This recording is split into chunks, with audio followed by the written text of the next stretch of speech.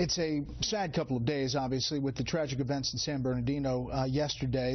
And obviously the FBI hasn't made their determination exactly officially what it is. Looks like the main suspect may have been radicalized in some way.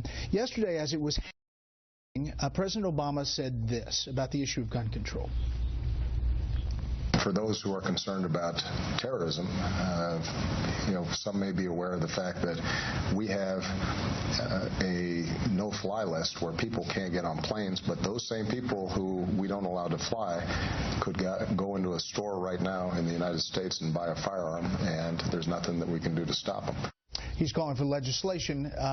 Your thoughts on all of this and this issue as it develops? Well, first of all, the first impulse I would have, rather than talking about gun control, is to make sure that we protect the homeland. And last week, the metadata program was ended on November 30th, and I think it ought to be restored. There was apparently some tracking of if he was radicalized. There were suspects that were being followed by the FBI, and this is the job of the president. It isn't to turn every instance into a need for taking rights away from people that are law-abiding citizens. We need to protect the homeland, and I think every aspect of how we go about that while we protect civil liberties in this country ought to be used. And when Hillary Clinton tweets out, "I refuse to accept this as normal, we must take action to stop gun violence now," what is your reaction? Should something be done on the issue of guns?